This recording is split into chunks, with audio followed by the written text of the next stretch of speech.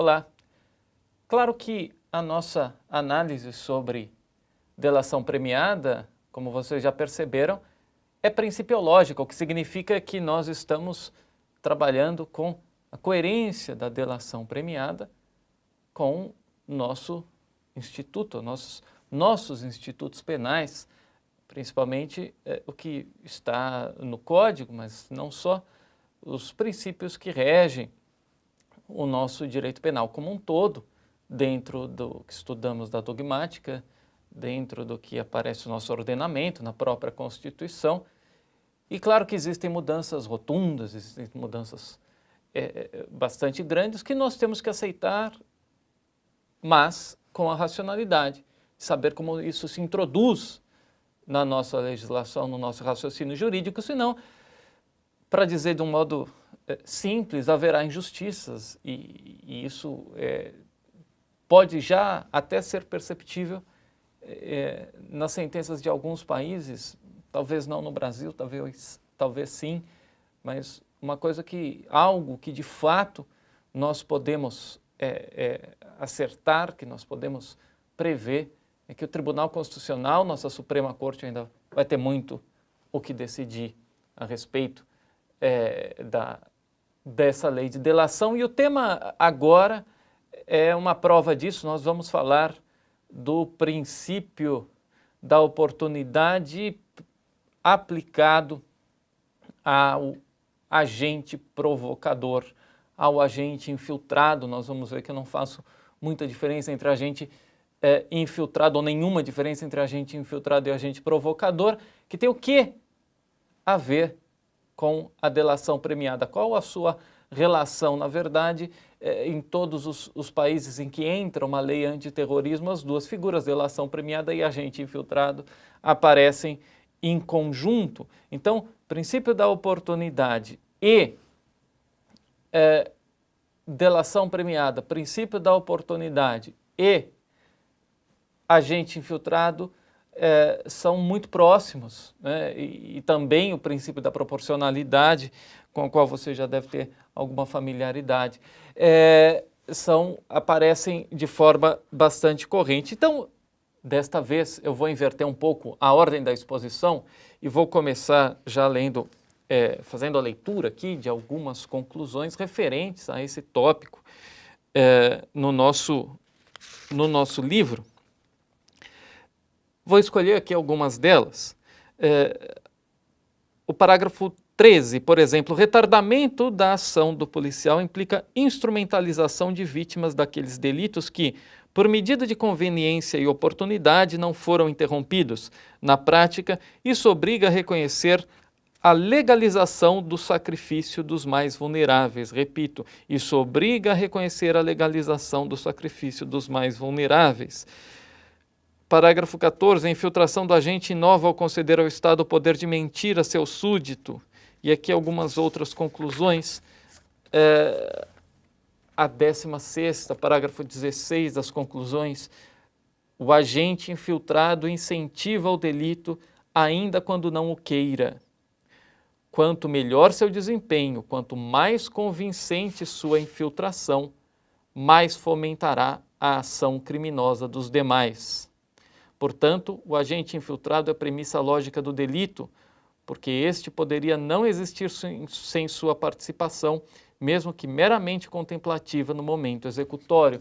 Veja, vou explicar aqui alguma dessas conclusões e como se relacionam com a delação premiada. Como já é do seu conhecimento, nós trabalhamos no nosso livro com o início de cada capítulo uma pequena narrativa. Isso tira da obra o tom professoral, porque abre o diálogo com o leitor. Significa só informações, chama o leitor para refletir junto e talvez até tirar outras conclusões. Mas no livro eu chamo a atenção para o caso do jovem azul, assim se chama. É um caso típico de agente infiltrado aqui no narcotráfico. Então é o seguinte, rapidamente, uma mãe tem o seu filho envolvido no narcotráfico. Essa mãe, aqui eu a chamo de Dona Violeta, mas essa mãe, ela sempre tentou criar o seu filho da melhor forma possível. Evidentemente, por ser aí, como eu coloco no caso, uma pessoa de poucas posses, uma pessoa pobre, ela levou seu filho à escola pública. E foi dentro da escola pública, por exemplo, portanto, dentro da escola em que o Estado deveria cuidar e ensinar a criança, que ela viu que o seu filho acabou ali sendo viciado em drogas. Seu filho, então, jovem, usa drogas, caso típico para pagar o próprio vício, ele começa a traficar.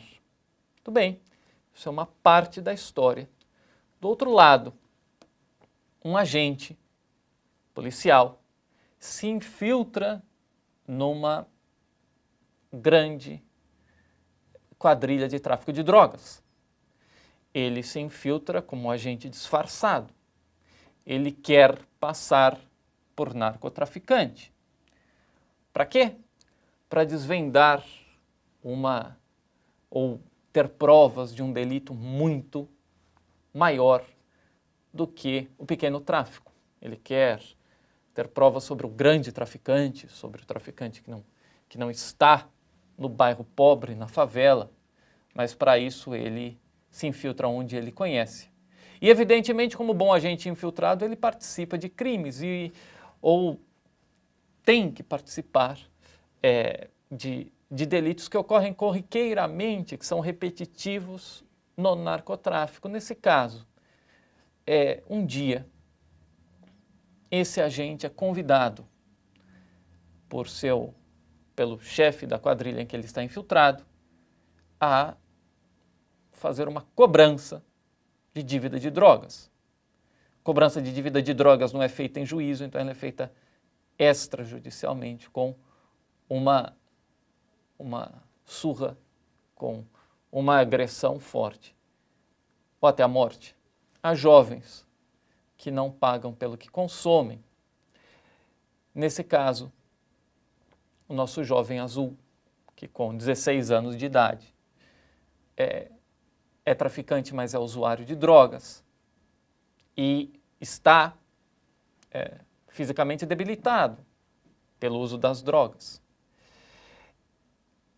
O nosso agente infiltrado, eu chamo de agente mostarda, comparece, porque tem que comparecer, ele não pode se negar como infiltrado, senão seria um péssimo infiltrado. Ele presencia a agressão aos jovens. E nessa agressão, junto com outros narcotraficantes, ou junto com narcotraficantes, porque ele é um policial disfarçado, o jovem acaba sendo agredido e tem o braço roto, o braço quebrado. Acontece que ele tem o braço quebrado e a mãe, então, conta a você, ouvinte, meu filho teve o braço quebrado por um narcotraficante. Que eu quero crer, diz a mãe, que não é o agente policial, mas o agente policial estava presente. E diz ela, eu levei meu filho ao hospital público com o braço quebrado, e com esse braço quebrado fizeram ali uma atenção não muito boa, e hoje o meu filho perdeu o movimento do braço. Mas o problema não é só esse. O problema é que ele foi agredido em frente, diante de um agente policial. Então me responda, o que é que justifica na lei que o meu filho tenha sido agredido diante de um agente da própria lei e esse agente não haja impedido? Então você observa a explicação doutrinária e a própria lei que fala em retardamento do flagrante. E você explica para ela, minha senhora, na verdade o que ocorreu foi uma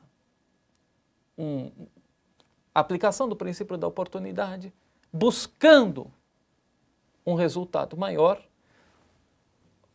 foi retardado o flagrante em relação ao seu filho. Mas veja, não foi perdoado o crime em relação ao seu filho, a lesão corporal, fique tranquila, porque essa lesão vai ser objeto de uma ação penal, quando a quadrilha for desvendada, ou, enfim, quando houver provas. Aliás, existe uma prova muito evidente, porque o agente infiltrado vai confirmar que houve a agressão. Ela diz, mas isso para mim não interessa. O que interessa para mim é que meu filho hoje está inválido. E o resultado poderia ter sido evitado. Então, ela lhe faz uma pergunta: qual é o valor que o agente policial observou no momento de não impedir a agressão a meu filho, que seja maior do que a integridade física do meu filho? E aí você vai ao Código Penal e observa que, se a questão for o tráfico de drogas tem uma pena menor do que a pena por uma lesão corporal gravíssima como aquela. Então, você diz, minha senhora, na verdade, é uma questão de saúde pública, difusa. É uma quadrilha de narcotraficantes que cometeria outros delitos. E para encurtar a história, a mãe ouve com atenção o princípio da proporcionalidade aplicado contra o filho dela, proporcionalidade porque, na verdade, está explicando quais foram os valores utilizados, e ela então lhe faz a pergunta final: se, em lugar de ser meu filho, o que foi agredido diante do agente da lei, fosse o filho do chefe de polícia, ou fosse o filho do governador do estado, você acha que o policial não impediria o delito? Pergunta e tanto, né? Na verdade, todos sabemos que sim, o delito seria impedido, porque aquela escolha que faz o policial é uma escolha baseada em valores muito subjetivos. É uma escolha colocada para ele em determinado momento. Veja a história norte-americana do Donnie Brasco, é muito interessante, tem até filmes, mas ela é colocada em determinado momento para ser decidida imediatamente, algo que seria um sacrifício de bens, a escolha de sacrifício de bens pelo agente da lei, mais do que um debate digno da Suprema Corte para dias e dias de julgamento. Na prática, é o mais vulnerável, o sacrificado pelo princípio da oportunidade, aplicado pela proporcionalidade do agente da lei. Então, escolher qual o delito se combate é algo muito perigoso dentro do nosso sistema penal, mas foi introduzido e nós temos que saber lidar com isso. Na obra, então, eu procuro justificar ou explicar a figura do agente infiltrado, relacionada ao princípio da proporcionalidade, com 4 questionamentos, basicamente.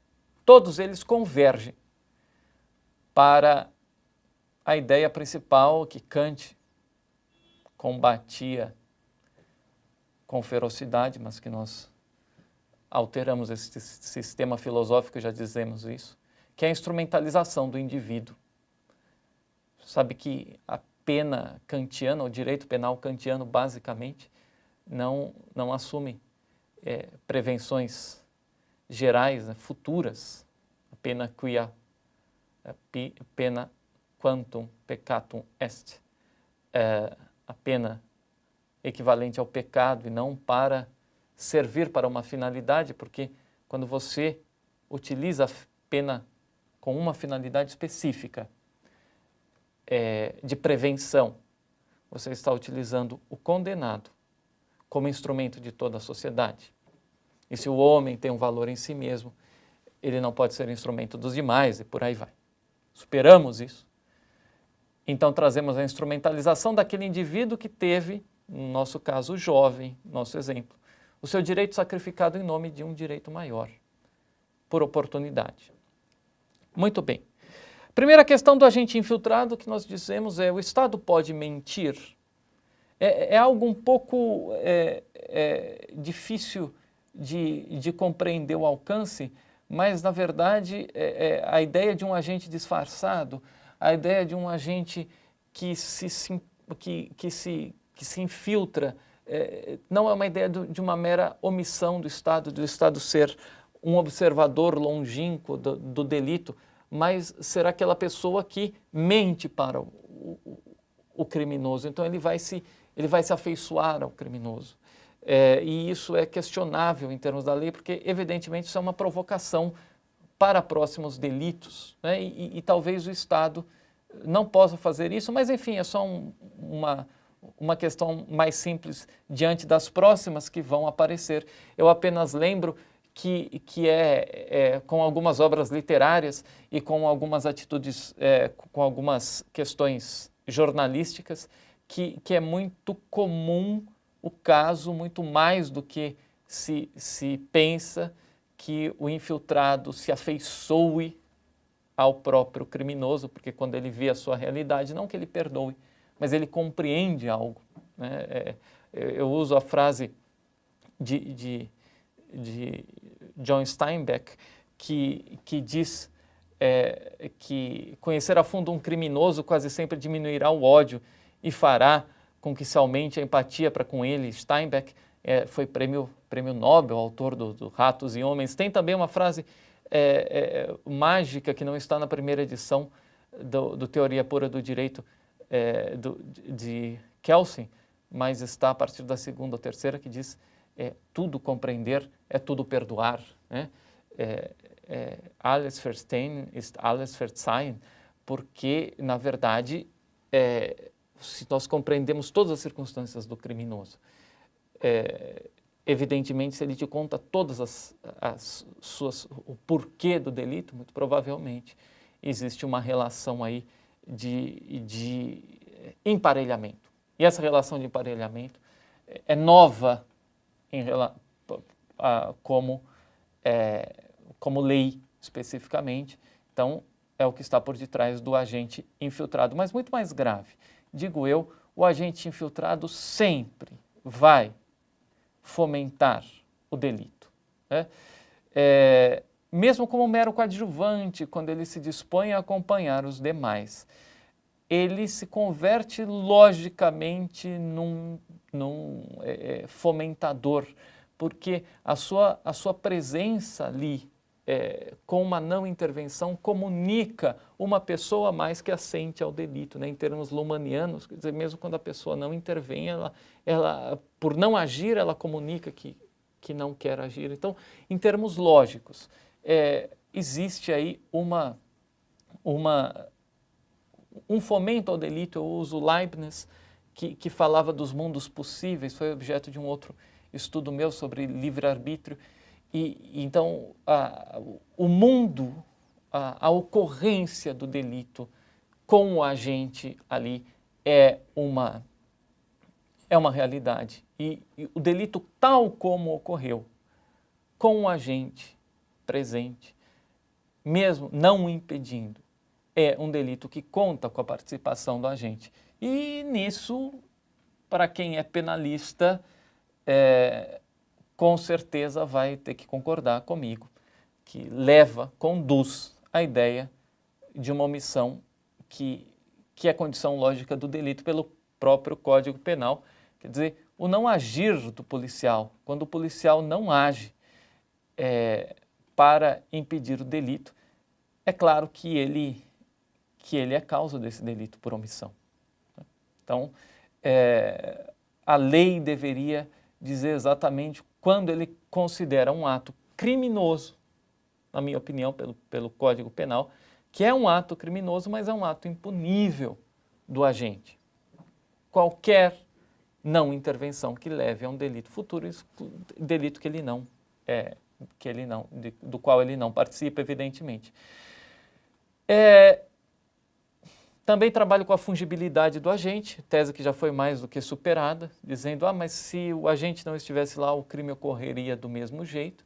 Isso é uma tese que Schröder já destruiu, Roxin também fala nisso, analisando o Tribunal de Nuremberg, quando se dizia que essa tese é para organizações criminosas, basicamente, dizendo que um agente criminoso na grande organização é fungível. Quer dizer, se não estivesse ali um nazista, um soldado nazista para matar alguém, estaria outro, mas essa tese já é bastante superada dentro do direito penal, mas é uma das invocações filosóficas para justificar o agente infiltrado. Quer dizer, o crime ocorreria estando ele ali ou não, mas o fato é que ele estava, e o fato é que o sacrifício na oportunidade acaba sendo para os mais vulneráveis. O meu livro, dentro desse ponto, que eu acho um dos grandes problemas filosóficos, acaba trazendo o o princípio da oportunidade, como ocorre informalmente. Mesmo sem a lei, nós sabemos que a polícia é obrigada a combater qualquer tipo de delito, mas acaba não intervindo, por exemplo, em todo o narcotráfico, espera uma ação maior. Juízes, no momento de interrogatório, têm que se focar num delito único para perseguir, não pode perseguir todos os delitos que tem notícia, por exemplo, no interrogatório, senão o processo se perde. Significa que o princípio da oportunidade já é informalmente utilizado. Mas a nossa questão principal é: será que o direito penal pode formalmente abrir mão do direito de punição, seja atrasando, como no caso do agente infiltrado, que é mais sonante nesse momento, ou, no caso da delação premiada, deixando de aplicar a pena por escolha, comportamento de um indivíduo, ou pela simples promessa de que ele esteja abandonando o delito? Eu quero crer que esse é um princípio possível que tem que ser equalizado. No meu livro, eu defendo que isso só pode vir pela aplicação do direito de guerra, do direito na guerra, ou de uma lei de guerra como algo excepcional. Nós vamos tratar disso nos próximos vídeos.